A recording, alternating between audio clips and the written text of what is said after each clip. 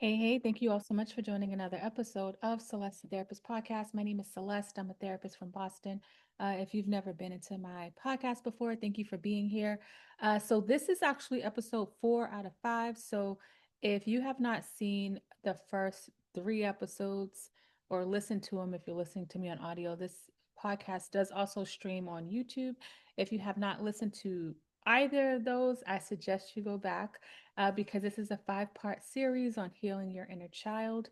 And the goal is to have you absorb information, take notes, do homework assignments, and not like kind of rush through this. This is not one of those kind of podcasts where you kind of rush through it. So today we're talking about healing techniques and strategies. We're just going to go, I'm going to do a quick recap. So, the first episode we talked about exploring your inner child. Like, what is it? Like, what does it mean, right? It's not an actual like person, but it's the younger version of you that may have been through some things. And then episode 2, we talked about exploring childhood experiences and how they shape your adulthood lives. It's interesting where people will think because something happened 20 years ago that it doesn't affect them now as an adult, when in fact, what you experience, your body remembers, the mind remembers, and that's how things happen. So, and then last episode, episode 3, we talked about nurturing your inner child, and this is like, how do I allow my inner child to be loved, right? So today we're talking about healing techniques, and I'm excited about it, right? And I just want to be clear that as we're going through this process, it's not like, okay, I mastered this, I mastered that, right? These are things that you're going to always recycle. You're going to feel that inner child. You're going to need to use these techniques at some point. Um, your experiences are a part of who you are. So it's important to have grace with yourself as you are trying to go through the process. So, some therapies, right? I am a cognitive behavioral therapist. And one of the forms of healing is CBT. And with CBT, it allows you to reframe negative thoughts. I always tell people, like, my practice is called shifting the way you think, right? Very intentional, not intentional where I was like, oh, I want to name my practice that, but I always say, like, my goal is to help shift the way you think, right? Because a lot of times we get stuck in the pain, and if we can work on acknowledging the pain and then reframing it, right? And it's not in a toxic way of like pretending that things didn't happen. Things happen, but then how is it that I can move forward, right? Because what's happened has happened. I can never go back and change it, like, ever. And I think a lot of times we don't realize that we're allowing that incident, that trauma, that thing that happened to control our present lives. So CBT is a technique that, if you were working with a therapist, would be helpful. There's also play therapy, engaging with your inner child through creative expression. I meet a lot of creators, people that are really into doing different things, right? So if you've ever like ran outside with your kids or just played a game and you just felt like so like excited, you felt this energy that you can't explain.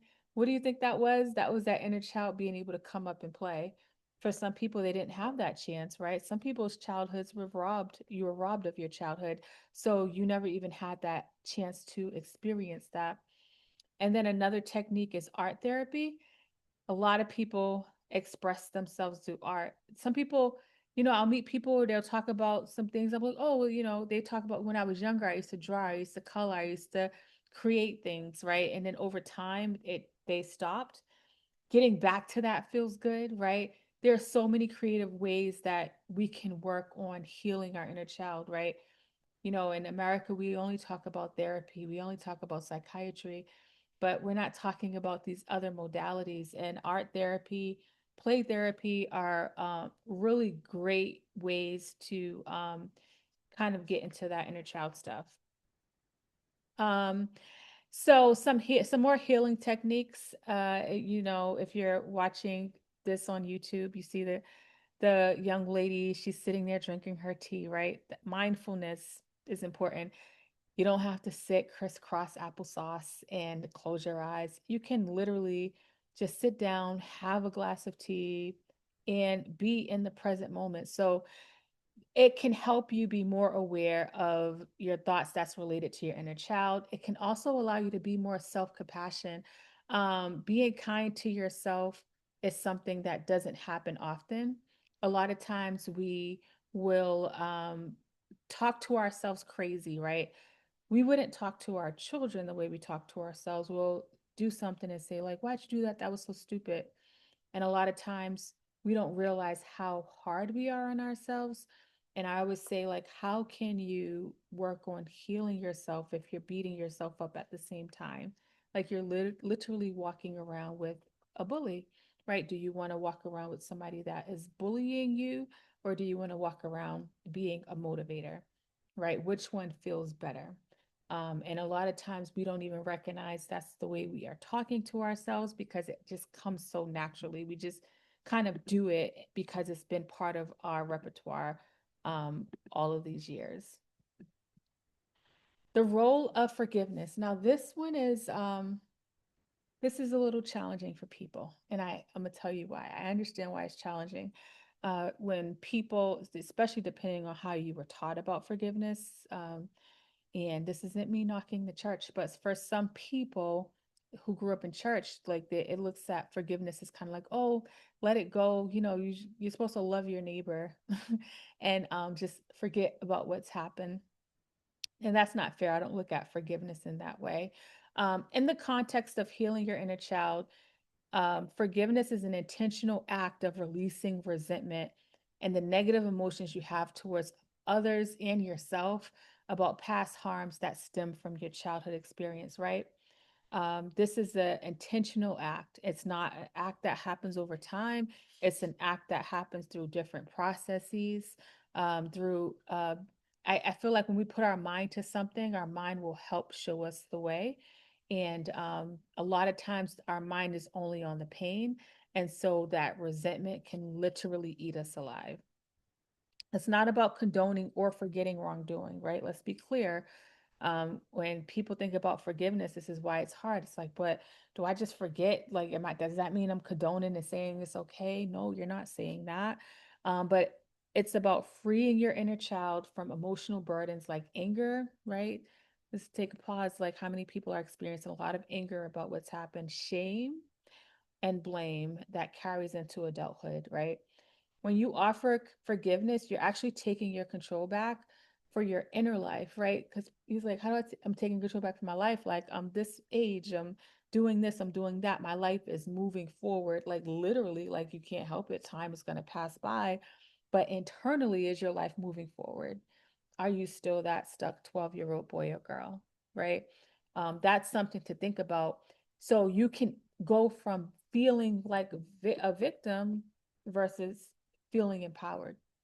There's a lot of people that have been victims growing up, and because they haven't changed your psyche around it, it's hard for you to look at situations in a way where you feel empowered.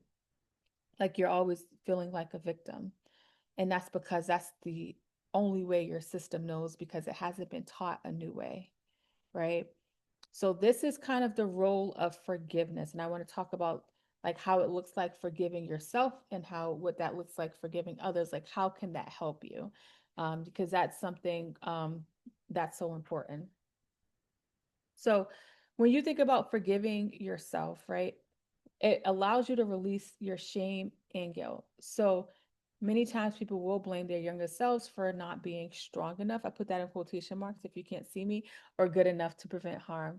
And when you start to like self forgive, it reminds you that you did the best that you could with what you have. I always tell people, it's like, oh, I need to fix myself. I need to work on like fixing myself as if you're broken. Or is it that the things you had to do, you needed to do them to survive some hard moments, right? Like, I think, you know, obviously your present self can look back and see, oh, I could have done it this way. But that's what the information you have now. It's not fair to do that to yourself, right? And so if you work on forgiving yourself for what you didn't know, what you had to do to get through some hard moments, healing looks different. When you forgive yourself, it also can cultivate self compassion. So, acknowledging your past without harsh criticism. When I'm talking to people, I'm reminding them to have grace with themselves as they're working on change, as they work. When you start to acknowledge some things, you might start to feel guilt, feel shame. You have to be mindful that you are creating self compassion as you're doing that.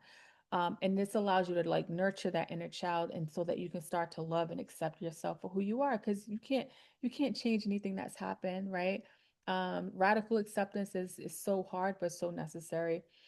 And the last thing about like forgiving yourself, I want you to remember that it encourages self acceptance. So when you forgive your past mistakes and your perceived weaknesses, right? Because I say perceived weakness because a lot of times you didn't have the capacity to do certain things, to get through certain moments, right? It allows you to accept yourself as you are today, and strengthening your overall well-being and resilience.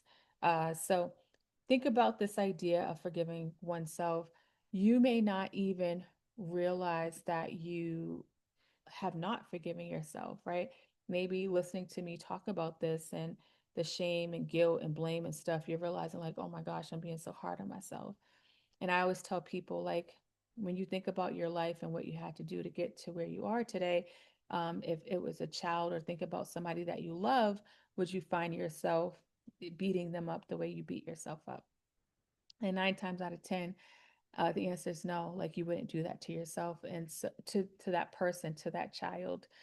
So I need you to be mindful as you are trying to work through these hard moments, that you're not doing that to yourself. Now, forgiving others. Um, so forgiving others, it breaks the cycle of resentment, right? If you're watching this on YouTube, it says forgiving oneself, but this I should have wrote forgiving others. So it will break the cycle of resentment. When you forgive those who hurt you, it releases toxic burden and anger and bitterness that you're holding. You're holding yourself emotionally captive. The resentment and the anger and the bitterness, that's energy. And I'm a very big energy person. Energy transfers. You know, there are a lot of ailments that people have. The doctor can't explain where it came from or how it happened. And a lot of autoimmune diseases, especially for women, right? After a certain age, they start noticing a high prevalence of it. And so if you're mindful that like what is happening inside, I feel like it would propel people to want to work on themselves. But the thing is like we can't see it, we don't recognize it. And that's why I talk a lot about trying to get more in tune and present in the moment, so you can see how you're being affected in real time, because you don't realize it's happening. But when you're holding on to what has happened, it literally can eat you on the inside alive. Address unfulfilled expectation, right? So we're using parents, for example, right? So forgiving parents, for instance, involves letting go of the expectation that they will one day acknowledge their actions or become the parents you needed them to be. This enables you to take responsibility of your own happiness and well-being. Let's talk about parents. Like, I work with a lot of people that struggle with what's happened, and whether their parents were there or not there, and they don't realize it. But even as adults, they're hoping for change. There's nothing wrong with being optimistic for change, but I think it's important that we accept the reality of what is. Sometimes you may not get that, I'm sorry, right? Sometimes you may not get, I understand you. And so if you can work on releasing that, it will allow you to not hold on and not have this high expectation. Because when you have high expectation, let's say we're using appearance, for example, let's say you have a high expectation that I know a lot of Caribbean homes, they talk about you, they talk about what you're not doing. You're not getting the praise that you deserve, right? And so, if I'm using that as an example, when you're going to their house, you're not going expecting them to be like, oh, like, great job on your promotion or whatever. You're going knowing that they may talk about your weight, right? Or they may talk about something, right? And then you're mindful and you're limiting your time. You're not going back and forth. There's a way to create boundaries with people, especially like somebody, now people choose to still have a relationship with that parent, but some people may choose not to. So this is, if you've like said, I can't do this and I'm not dealing with them. That's one thing. But if you're choosing to have a relationship with them, right? I'm using parents as an example, then it's important for you to accept who they are because it doesn't make sense to continue dealing with them and also expecting them to be different when they are who they are. It's up to you to create that boundary, right? And to work on it. But working on releasing that pain from what's happened in the past can allow you to be more present and available in the present.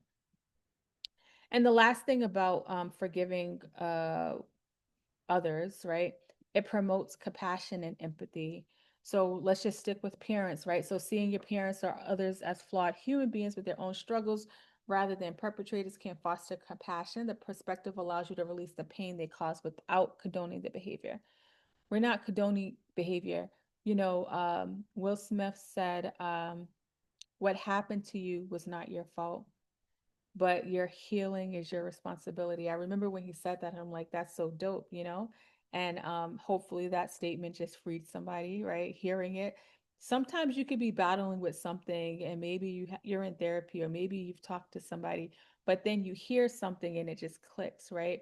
And so, what happened to you may not have been your fault, right? Because a lot of times it's like, but you did this and you did that, but your healing is going to be your responsibility. Quick story. My friend Sean Marshall told a story about how like getting hit by a limousine, right? And the limousine driver waited, right? So when you think about this narrative, and if you've been listening to this podcast for a while, I've shared this story before. And when you think about being hit by the limousine, so it's the limousine's fault, right? Sean could have stayed on the ground, and he stayed on the ground, waited for the ambulance to come. But let's say the limousine driver didn't stop. The limousine driver doesn't stop. Does Sean wait for the limousine driver to come back, or does he go in the ambulance to get the support and help that he needs? Everybody's going to say you need to go in the ambulance, whether the limousine driver stopped or not. Like, that would be crazy to just sit there and hope and pray that the limousine driver comes to save you, right? Literally, that's what happens when it comes to the pain that some people have experienced. They feel like my mom owes me this apology. My dad, my friend, whoever it is, owes it to me.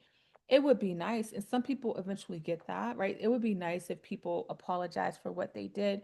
But do I want my healing to be contingent upon that apology?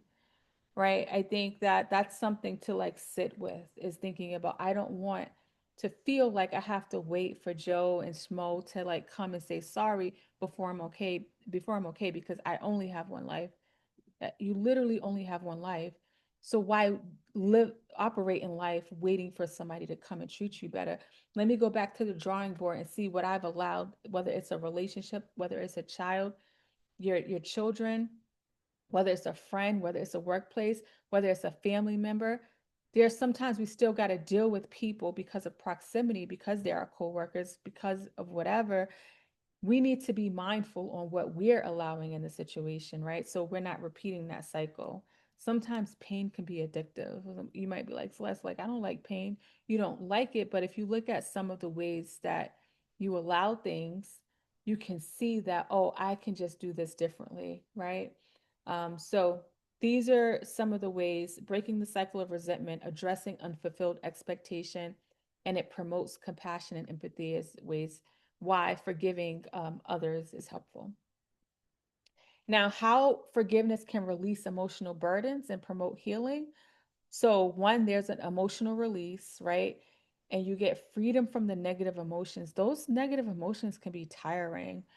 Restoration and inner peace, right? I am a living witness of somebody who has released so much pain. You would never know the things I've gone through. You would never know the people that have harmed me, because I do not allow them in my psyche, right? The inner peace I experience is not because my life has been perfect. It's not because things have gone the way I would have wanted them to go. It's because I am big on renewing my mind and my spirit and releasing that stuff.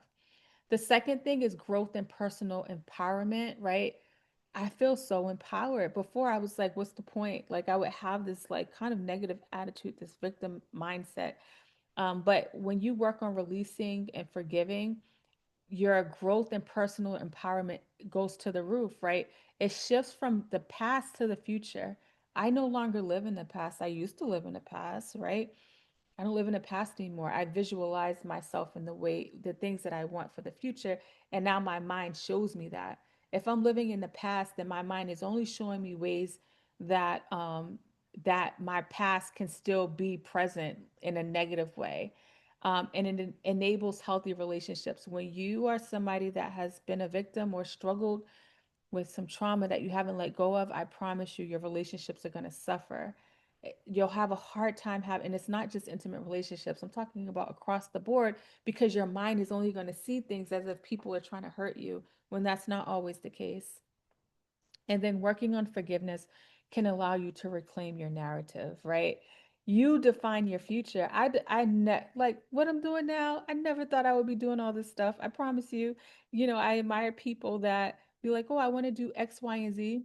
I never said that. Never thought it. I was just trying to figure out how to make some money. I never said I wanted to help people heal. Not, growing up, there's some people like I knew I always wanted to be a doctor. I knew I always wanted to talk to people. I didn't know none of that, right? I reclaimed my life and my future looks differently because I shifted my mindset, right? Shifting the way you think. That is a very intentional name for my practice that I created. All right, let's just take a deep breath. Breathing. I'm all about taking a deep breath. Let's reset a little bit. That was a lot, right? These healing techniques, they're not happening overnight, right? Um, I want you to think about some actionable steps you can take, and then we'll get into the homework assignment. So, journaling is a great actionable step. You can write a letter to yourself and expressing your feelings and thoughts. You'll be surprised putting things on paper can be very therapeutic. Try some mindfulness exercises such as deep breathing or guided meditation. So, like, think about like breathing in 4 seconds, hold it for 7, and then blow for 8. That felt really good. I was doing it to show you guys, but it felt so good. Like there's something powerful about breathing. And if it's not something you've learned or been intentional about, guess what? YouTube is your friend. There are so many people that have created these guided meditations. And if you've never done a guided meditation, trying 5 minutes at a time could be a nice, small, slow start, and celebrate that win when you do that. And then there are forgiveness rituals. So, for example, an exercise writing down all your grievances as if you're talking to the person, whether they're dead or alive. And you can burn the paper, right? Like I wrote all the things and I burned it, I ripped it. You don't have to, there's a way to heal without having to actually speak to that person, right? And then obviously seeking professional help, therapy is a great tool, right? I believe in it. Also, I understand it's not for everybody, and I also understand everybody can't find a therapist, which is why this podcast was created. It's because I wanted people to not feel like because they don't have a therapist, they can't work on their healing. All right, here's your homework assignment. We if you've been rocking with me the last 3 episodes of this journey, kudos to you. Like I'm so proud of you. I hope you're proud of yourself. This is not easy work. We're getting down to the finish line, but choose one of the healing techniques we talked about and that we discussed today and practice it throughout the next 2 weeks, right? And then try journaling your experiences and feelings, right? So try one of those healing techniques, whether you're coloring, get a coloring book, right? Whether you like, you know what, let me just go outside and play, right? Let me get on a swing and swing. Let me get some Play-Doh and play with some Play-Doh. Like try one of these exercises and then just try to get into the moment and ask yourself, what am I feeling with this? Um, and oops, hold on. Okay, so what's next? So, moving forward and integrating the inner child, that's our last episode. Like, how do I move forward? How do I integrate all this together? Right? We talked about the inner child. We talked about how it affects our adulthood. We talked about how do we nurture our inner child, and then like today we talked about some healing techniques. Now let's put that all together. How do we move forward? That is going to be our last episode in this series. And if you're loving this series, let me know. Remember, you can follow me on all social media platforms. I also want to give this lifeline. This is not easy work. So, this could bring up some stuff that may be hard. And again, I always challenge you to take a break from it if it feels like it's too much, right? Come back to it, right, when you're ready. That's the great thing about podcasting. YouTube is always available, especially podcasts, right? YouTube, like they can strike my channel at any point, but the audio podcasting platform is my platform.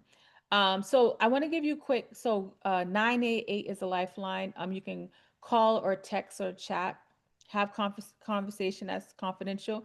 You do not have to be suicidal to use this hotline. You can be having a hard time and just want to text, right, and not feel like you have someone. There's also 741-741. That is, you can text home, and you can use it on WhatsApp and regular text.